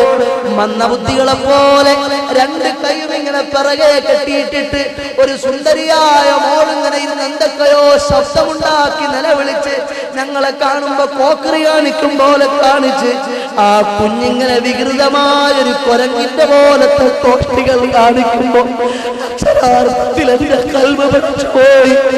ഞാൻ ആലോചിച്ചു പോയി, റബ്ബേ, മന്ദബുദ്ധികളായ മക്കളെ കൊടുത്ത് നീ മുഅ്മിനീങ്ങളെ പരീക്ഷിക്കുന്നത് വലിയ പരീക്ഷണമാണ്. എത്രയോ മന്ദബുദ്ധികളായ മക്കളില്ലേ? നമ്മുടെ മക്കൾക്ക് ബുദ്ധിയുള്ളത് കൊണ്ട് നമുക്ക് അല്ലാഹുവിന്റെ നിഅമത്ത് അറിയില്ല. നമ്മുടെ മക്കൾക്ക് നല്ല കാര്യക്ഷമതയുള്ള മക്കളായതുകൊണ്ട് അതിന്റെ മൂല്യം നമുക്കറിയില്ല. എന്നാൽ ഈ സഹോദരൻ മോളെ കെട്ടിപ്പിടിച്ച് കരയുകയാണ്. ഞാൻ അവളുടെ തലയിൽ ഇങ്ങനെ കൈവച്ചപ്പോൾ, മന്ത്രിക്കാൻ വേണ്ടി കൈവച്ചപ്പോൾ അവൾ എന്തൊക്കെയാണ് എന്നോട് കാണിക്കുന്നത്?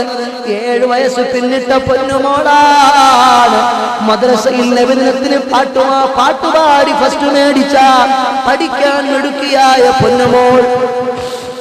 പ്രിയപ്പെട്ട മുഅ്മിനീങ്ങളെ, എല്ലാം അല്ലാഹുവിന്റെ പരീക്ഷണമാണ്. ആ പരീക്ഷണത്തിൽ നമ്മളെല്ലാം വിജയിക്കണം. അതുകൊണ്ട് എന്റെ മജ്‌ലിസിൽ വന്ന പ്രിയപ്പെട്ട ഉപ്പമാരോടും എന്റെ ഉമ്മമാരോടും ഞാൻ ആവർത്തനം പറയുന്നു. നമ്മുടെ ഉമ്മമാർ, നമ്മുടെ വാപ്പമാർ ഈ മന്ദബുദ്ധിയായ മകളിൽ എന്തൊരു പ്രതീക്ഷയാണ് ആ പിതാവിന്, ഈ മന്ദബുദ്ധിയായ മകളിൽ എന്തൊരു പ്രതീക്ഷയാണ് ആ മാതാവിന്. എത്ര സശ്രദ്ധമാണ് അവർ അതിനെ നോക്കുന്നത്. ഒരു ഉമ്മാക്കല്ലാതെ അങ്ങനെ നോക്കാൻ കഴിയുമോ? ഒരു വാപ്പാക്കല്ലാതെ അങ്ങനെ ട്രീറ്റ്മെന്റിന് വേണ്ടി ലക്ഷങ്ങൾ ചെലവഴിക്കാൻ കഴിയുമോ? ഇത്രയേറെ സ്നേഹം നമ്മുടെ മക്കൾക്ക് വേണ്ടി മാതാപിതാക്കൾ സമ്മാനിച്ചാലും അവർ വളർന്നു വലുതാകുമ്പോ ഉമ്മാനെക്കാളും അവർക്ക് താല്പര്യം അവന്റെ ഭാര്യയും അവന്റെ മക്കളുമാണ്. അവന്റെ വാപ്പാനെക്കാളും അവന് ഇൻട്രസ്റ്റ് അവന്റെ ഭാര്യയും അവന്റെ മക്കളുമാണ്. ഒരു വേള ഇവൻ ചിന്തിക്കട്ടെ, ഞാനും ഇതുപോലെ എന്റെ കുഞ്ഞുമോനായിരുന്നു ഉമ്മാക്ക്, ഞാനും ഇതുപോലെ എന്റെ വാപ്പാക്ക് പൊന്നുമോനായിരുന്നു. എനിക്കൊരുപാട് ത്യാഗം സഹിച്ചാണ് എന്റെ പൊന്നുവാപ്പ എന്നെ വളർത്തിയത്. ഞാനിപ്പോ എന്റെ മകന് കൊടുക്കുന്ന സ്നേഹമുണ്ടല്ലോ, അതുപോലെ സ്നേഹം തന്നിട്ടാണ് എന്റെ വാപ്പയും ഉമ്മയും എന്നെ വളർത്തിയതെന്ന് ഓരോ മാതാപിതാക്കളും മക്കളെ സംരക്ഷിക്കുന്ന എന്റെ ശബ്ദം കേൾക്കുന്ന രക്ഷകർത്താക്കളെന്ന് ചിന്തിക്കുമോ? ഖുർആൻ പറയുന്നത് കണ്ടോ,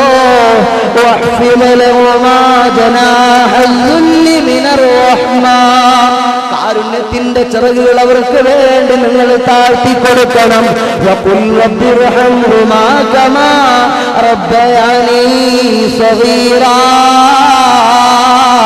പടച്ചവനെ, കുഞ്ഞുനാളിൽ എന്റെ ഉമ്മ എന്നെ സംരക്ഷിച്ചതുപോലെ, വാപ്പ എന്നെ നോക്കിയതുപോലെ ഇന്നിതാ അവർ പ്രായാധിക്യം വന്നിരിക്കുന്നു.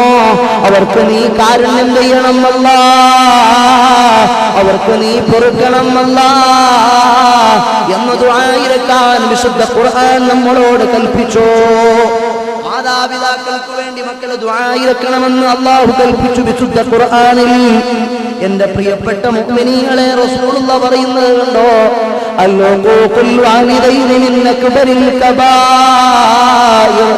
മാതാപിതാക്കളെ ദ്രോഹിക്കാൻ പാടില്ല, അത് വൻപാപങ്ങളിൽ പെട്ടതാണ്.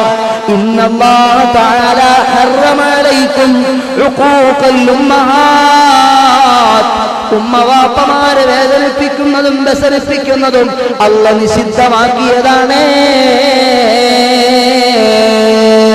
നിങ്ങൾക്ക് മഹാനായ സ്വഹാബി വര്യന്മാർ, മഹാനായ സിദ്ദീഖുൽ അൻസാർ തങ്ങൾ എന്നൊരു മഹാനെ അറിയുമോ? ഉമ്മാനെ ധിക്കരിച്ചതിന്റെ പേരിൽ ധാരാളം വ്യസനം അനുഭവിക്കേണ്ടി വന്ന മഹാനാണ്. അങ്ങനെ ചരിത്രത്തിൽ എത്ര എത്ര ആളുകളുണ്ട് മുഅ്മിനീങ്ങളെ.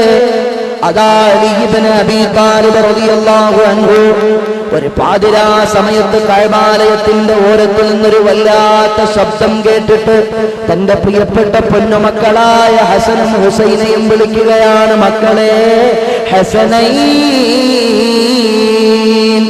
വാപ്പാന്റെ ചാരത്തേക്ക് ഓടി വന്നപ്പോ മക്കളോട് വാപ്പ പറയുകയാണ്, മോനെ ഹസനെ ഹുസൈനെ, ഈ പാതിരാത്രി സമയത്ത് എവിടെ നിന്നോ വലിയ ശബ്ദം കേൾക്കുന്നു, അതെവിടെയാണെന്നൊന്ന് നോക്കിയിട്ട് വരുമോ?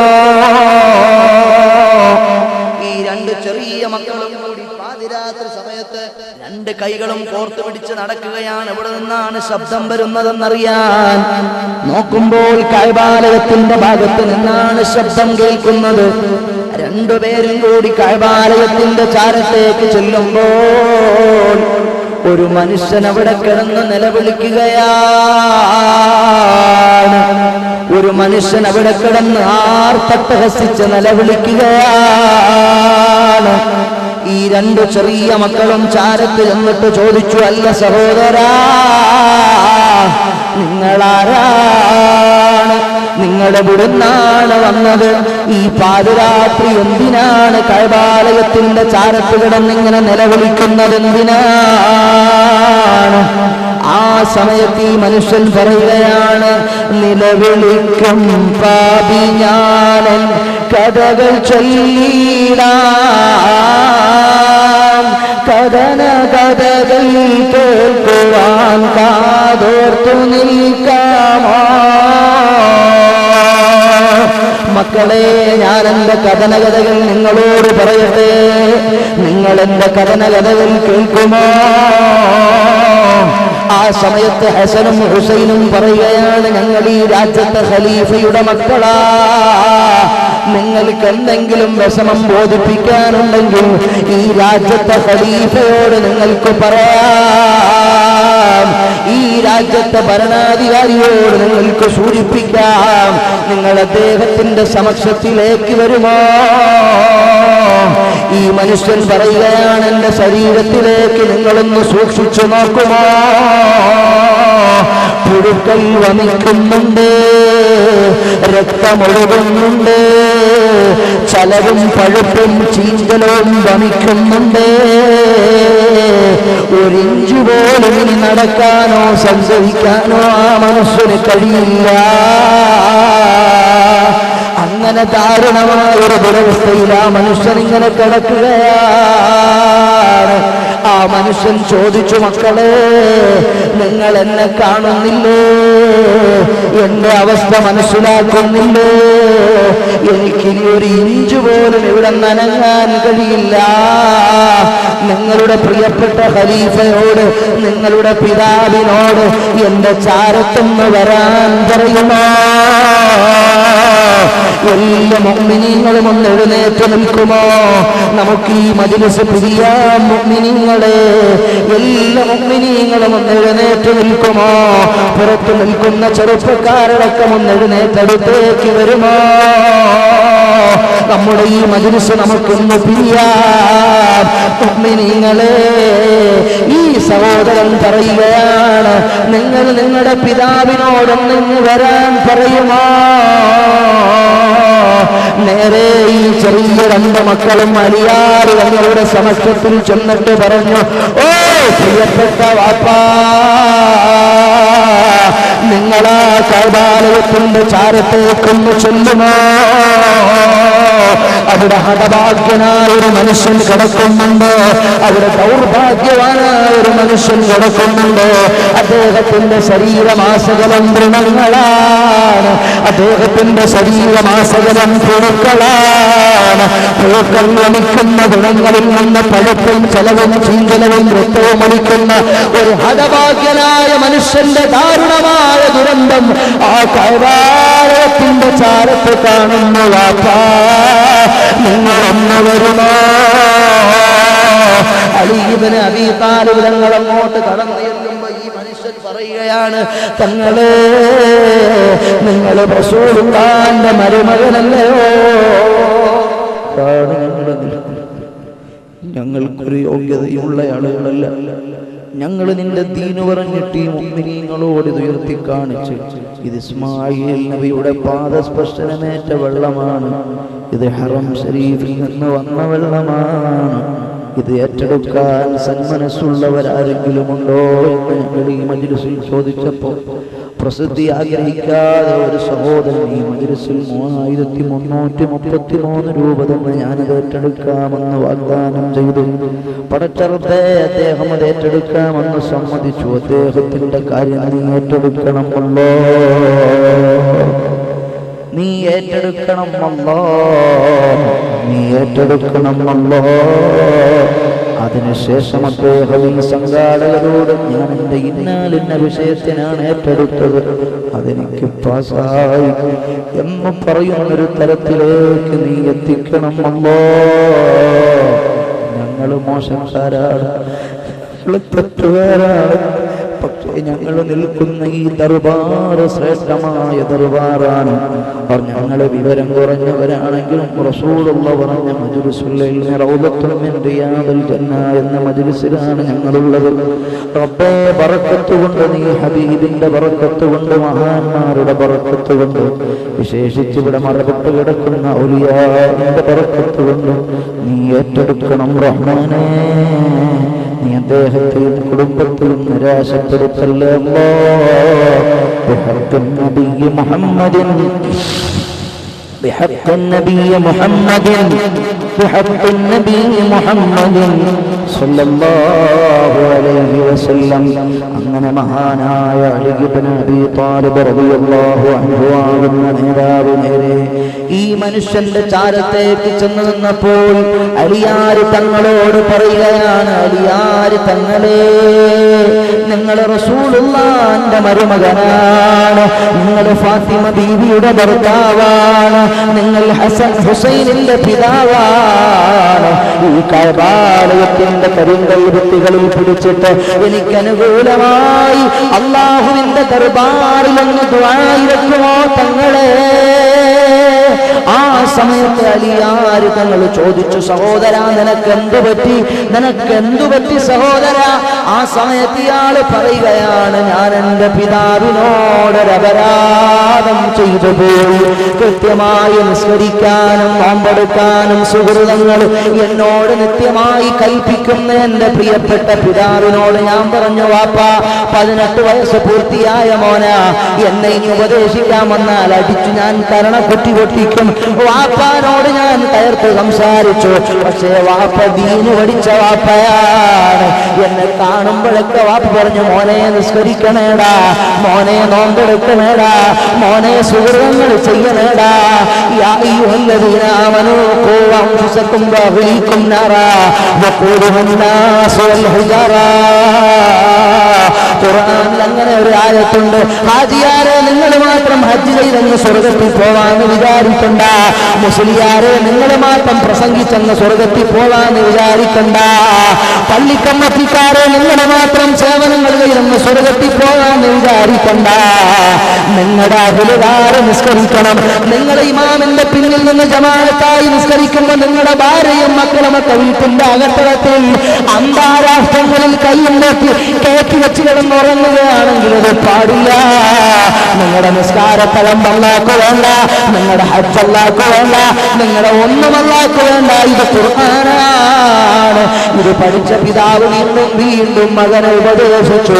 ഒരു ദിവസം ആ മകനായ വാപ്പാന്റെ മുഖത്തേക്ക് തന്റെ ബലിഷ്ഠമായ കരങ്ങൾ കൊണ്ടാടിക്കുകയാണ്.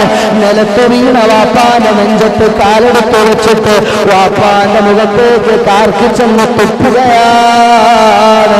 മനസ്സ് വേദനിച്ചു പോയ പിതാവ് പറഞ്ഞു, എടാ നിനക്കെതിരെ ഞാൻ പടച്ച റബ്ബിന്റെ കഅബാലയത്തിൽ പോയി ദുആയിരക്കുമടാ. ഈ മകനതാ കളിക്കളത്തിൽ പോയിട്ട് മടങ്ങിയിരുന്ന സമയത്ത് അവൻ അനങ്ങാൻ കഴിയുന്നില്ല. ആലോചിച്ചു പോയി, പടച്ചവനെ ഇന്ന് രാവിലെ വാപ്പാനോട് ഞാൻ വേണ്ടാത്തരം പ്രവർത്തിച്ചു പോയിട്ടുണ്ടോ? എനിക്കെതിരെ വാപ്പ ദ്വാരക്കാൻ കഅബാലയം ലക്ഷ്യമാക്കി യാത്രയായിട്ടുണ്ടോ? അവൻ അങ്ങനെ ചിന്തിച്ചതാ വീടിന്റെ ഉമ്മറപ്പടിയിലങ്ങ് കടന്നുപോയി. പിന്നെ അവൻ എഴുന്നേൽക്കാനാകുന്നില്ല. ആസകലം വേദനയാകുന്നു. അവന് വ്യസനമായി, വിഷമമായി, ദുഃഖമായി, ബുദ്ധിമുട്ടായി, പ്രയാസമായി, പ്രതിസന്ധിയിലായി കിടക്കുമ്പോൾ അതാ ഒരു കുതിരക്കുളമ്പടിയുടെ ശബ്ദം കേൾക്കുന്ന വാപ്പയാണ് വരുന്നത്. വാപ്പാന്റെ കുതിര വന്ന് വീടിന്റെ മുറ്റത്ത് നിന്നപ്പോ അവൻ വാപ്പാനെ വിളിച്ചു, വാപ്പാ ഈ മകനിതാ വേദനിച്ചു കിടക്കുന്നു. ഇനി ഞാൻ വാപ്പാനെ അനുസരിക്കാൻ, വാപ്പാനെ വഴിപ്പെടാൻ, നിസ്കരിക്കാൻ, നോമ്പെടുക്കാൻ, സൽക്കർമ്മം ചെയ്യാൻ എനിക്കനുകൂലമായി കഅബാലയത്തിൽ പോയി വാപ്പയൊന്ന് ദുആയി വന്ന് തരുമോ? ഈ മകനെയും അയാ താങ്ങിയെടുത്ത് വാത്സല്യ സമ്പന്നനായ പിതാവിന്റെ ഹൃദയം പൊട്ടുകയാണ്. തന്റെ മകനതാ ആരോഗ്യ ദൃഢഗാത്രനായ മകനിതാ തരിച്ചു നിലത്ത് കിടന്ന് നിലവിളിക്കുമ്പോ ആ മകനെ താങ്ങിയെടുത്ത് കുതിരപ്പുറത്തിരുത്തിയിട്ട് താൻ പോയി കഅബാലയത്തിന്റെ കാരിങ്കൽ ഭിത്തികൾക്ക് താഴെ നിന്ന് മകനെതിരായി ദുആയിരുന്ന പിതാവ് അതേ മകനെയും കൊണ്ടുപോയി അനുകൂലമായി പ്രാർത്ഥനയ്ക്ക് പുറപ്പെടുകയാണ്. വഴിമധ്യേ ഒരു അറാഖിന്റെ താഴ്വാരം എത്തിപ്പെട്ടപ്പോൾ ഈ കുതിര ഇങ്ങനെ താഴ്വാരത്തിലേക്ക് സീക്രം സ്പീഡിൽ ഫാസ്റ്റായി ഇറങ്ങി വരുമ്പോൾ ആറാക്കിന്റെ വൃക്ഷത്തിന്റെ ഇലയുടെ അടിഭാഗത്ത് വസിക്കുന്ന ഒരു പ്രത്യേകം പ്രാണിവർഗം, കടന്നൽ പോലെ, കുരുട്ടീച്ച പോലെ, തേനീച്ച പോലെ ഈച്ച പ്രാണിവർഗം ഈ കുതിരയുടെ നേർക്ക് ഇങ്ങനെ അറ്റാക്ക് ചെയ്തോ. കുതിരയ്ക്കാകെ മതമിളകി, അതിന്റെ ലക്കും ലകാരം പൊട്ടിച്ചതിങ്ങനെ ഓടാൻ തുടങ്ങി. മരം പൊട്ടിയതുപോലെ അതാ അടുത്തുള്ള വലിയ പാറക്കൂട്ടങ്ങൾക്കിടയിലേക്ക് പിതാവിനെയും മകനെയും വഹിച്ചുകൊണ്ട് കുതിര ഇങ്ങനെ സ്പീഡിൽ പോവുകയാണ്. ഞാൻ വളരെ ചുരുക്കി പറയാം, ആ കുതിര ഈ മകനെ നിലത്തേക്ക് തള്ളിയിട്ടോ അവന്റെ തലയും ശരീരമൊക്കെ പൊട്ടി, ശരീരമാസകലം മുറിവ് പറ്റി. അവൻ അവിടെ കിടന്നിങ്ങനെ നോക്കുമ്പോഴുണ്ട് പിതാവിനെയും വഹിച്ചുകൊണ്ടതാ ഭ്രാന്തമായ ആവേശത്തോടെ മുന്നോട്ട് പോകുന്ന കുതിര അടുത്തുള്ളതാ പാറക്കൂട്ടങ്ങൾക്കിടയിൽ മൂർച്ചയുള്ള ചീളുകൾക്കിടയിലേക്ക് കയറുകയാണ്. എന്റെ വാപ്പ ആ കുതിരയുടെ പുറത്തു നിന്ന് നിലത്തേക്ക് വീഴുകയാണ്. പ്രായമുള്ള വാപ്പാന് കുതിരയെ നിയന്ത്രിക്കാനാകുന്നില്ല. വൃദ്ധനായ പിതാവിന് ഭ്രാന്തമായ ആവേശത്തോടെ മുന്നോട്ട് കുതിക്കുന്ന കുതിരയെ നിയന്ത്രിക്കാനാകുന്നില്ല. ആ കുതിര ഇങ്ങനെ പാറക്കെട്ടുകൾക്ക് മീതെ ഫാസ്റ്റായി ചാടി ചാടി പോകുമ്പോൾ വാപ്പ കുതിരയുടെ പുറത്തു നിന്ന് മൂർച്ചയേറിയ പാറക്കെട്ടുകളുടെ ചീളുകൾക്കിടയിലേക്ക് വന്ന് വീഴുകയാണ്. തലച്ചോറ് തകർന്ന് പരിപ്പണമായി പാർട്സായി പീസായി വാപ്പാന്റെ ശരീരം മാറുകയാണ്. ഞാൻ അവിടെ കിടന്ന് നിലവിളിച്ചു പോയി, റബ്ബേ എന്റെ പിതാവ് എന്റെ കൺമുന്നിലതാ ചിന്നിച്ചിതറി മരണപ്പെട്ടുപോയി. അതാ കഴുകന്മാരെത്തുന്നതിന് മുമ്പ് ജനാസയെങ്കിലും ഒന്നെടുത്ത് മറമാടാൻ എനിക്ക് നീ തൗഫീഖ് നൽകണം വന്നോ എന്ന് ഞാനങ്ങ് ദുആയിരുന്നിട്ട് ഇഴയാൻ ശ്രമിക്കുമ്പോൾ ഇഴയാനാകുന്നുണ്ട്. ഞാൻ ഇഴഞ്ഞിതിന്റെ ചാരത്ത് വന്നിട്ട് വാപ്പാന്റെ ചിന്നിച്ചിതറിയ ജനാസ ഞാനെടുത്ത് കോർത്തതാ ഒരു കുഴിയിലേക്ക് വെച്ചിട്ട് ഞാനങ്ങ് മറമാടി. എന്നിട്ട് ആ രാത്രി മുതൽ ഞാൻ യാത്ര ആരംഭിച്ചു. തൈവ ലക്ഷ്യമാക്കി പൊട്ടിത്തകർന്ന മുറിവായി ഡീപ്പായി എഞ്ചറി ബാധിച്ച എന്റെ ശരീരങ്ങളിൽ നിന്ന് രക്തമൊഴുകി പുഴുക്കൾ വമിച്ച് ദുർഗന്ധം വമിച്ച് അതാ പഴുപ്പും ചലവും ചീഞ്ചലവും ഒഴുകി. ഇത്ര വികൃതമായി എന്നെ കണ്ടില്ലേ ഖലീഫ? എത്രയോ ദിവസമായി ഞാൻ ഇഴഞ്ഞിഴഞ്ഞ് ഈ കഅബ ലക്ഷ്യമാക്കി യാത്ര ചെയ്ത് ഈ പാതിരാ നേരത്ത് ഇവിടെ വന്നെത്തിയതാണ്. കാണുന്ന കഅബയുടെ കൊല്ല പിടിച്ചിട്ട് എനിക്ക് അനുകൂലമായി പടച്ചറപ്പിന്റെ ദർബാറിലേക്ക് ഒന്നതുമായി ഒന്ന് തരുമാ ഖലീഫ. മനുഷ്യ പിതാവിനെ വിക്കരിച്ചത് പോരാഞ്ഞിട്ട് വാപ്പാന്റെ മുഖത്തടിച്ചത് പോരാഞ്ഞിട്ട് വാപ്പാന്റെ മുഖത്ത് കർപ്പിച്ചു തുപ്പിയ മനുഷ്യ, നിന്റെ ചാരത്ത് ഞാനൊരു നിമിഷം തോറും നിൽക്കില്ലടാ. അല്ലാഹുവിന്റെ വളരെ കൗശമായി ബോധാന്തരായി സംസാരിക്കുന്ന സമയത്ത് ഈ മനുഷ്യൻ കിടന്ന് നിലവിളിക്കുന്നു, ഖലീഫ എന്റെ വാപ്പ എനിക്ക് സംതൃപ്തിയുള്ള വാപ്പയാ, ഈ മകനാ പിതാവിന് സംതൃപ്തിയുള്ള മോനവാ. അതുകൊണ്ടല്ലേ എനിക്ക് അനുകൂലമായി ദുആഇറക്കാൻ ഈ കഅബാലത്തിന്റെ കരിങ്കൽ ഭിത്തികൾക്ക് താഴെ വന്ന് ഈ മകൻ അനുകൂലമായി ദുആഇറക്കാൻ എന്റെ പിതാവ് ഇറങ്ങി പുറപ്പെട്ടത്. അതുകൊണ്ട് നിങ്ങളെന്ന് എനിക്ക് അനുകൂലമായെന്ന് പ്രാർത്ഥിക്കുമോ? അലീബിന് അബീ താലിബ് തങ്ങൾ കഅബയുടെ കരിങ്കൽ ഭിത്തികളിൽ കൈകൊടുത്തിട്ട് ആ മനുഷ്യന് വേണ്ടി എന്ന് ദുആയിരുന്നപ്പോൾ ആർത്തട്ടഹാസം മുഴക്കി അയാൾ ഈ ലോകത്തോട് വിട പറഞ്ഞു പോയി. എന്റെ മജ്‌ലിസിൽ വന്ന മുഅ്മിനീങ്ങളെ, ഉമ്മ സ്വർഗമാണ്, വാപ്പ സ്വർഗമാണ്. അതല്ലേ ലുഖ്മാൻ തങ്ങൾ പറഞ്ഞത്, അൽ വാലിദാനി ബാബുൻ മിൻ അബ്വാബിൽ ജന്ന. ഉമ്മയാണ് സ്വർഗത്തിലേക്ക് കടക്കാനുള്ള കവാടം, വാപ്പയാണ് സ്വർഗത്തിലേക്ക് കടക്കാനുള്ള കവാടം. അതുകൊണ്ട് ഉമ്മ വാപ്പമാരെ ആദരിക്കണേ, ഉമ്മ വാപ്പമാരെ സ്നേഹിക്കണേ, ഉമ്മ വാപ്പമാർക്ക് നൽകേണ്ട നന്മകളെല്ലാം നിങ്ങളെ വകവെച്ച് നൽകണേ. അലീമായ പടച്ചറപ്പ് നമ്മളെ ഏറ്റെടുത്ത് നമുക്കവരുടെ പൊരുത്തമുള്ള നല്ല മക്കളായി ജീവിച്ച് ഉമ്മാന്റെ പൊരുത്തം പേടിച്ച് പാപ്പാന്റെ പൊരുത്തം പേടിച്ച് നല്ല സ്വാലിഹീങ്ങളായി ഈ ലോകത്ത് നമ്മളുടെ പറയാൻ അലീമായ റബ്ബ് നമുക്ക് തൗഫീഖ് നൽകുമാറാകട്ടെ. الحمد لله رب العالمين. اللهم صل على سيدنا محمد وعلى آل سيدنا ومولانا محمد كلما ذكره ذاكرون وغفل عن ذكره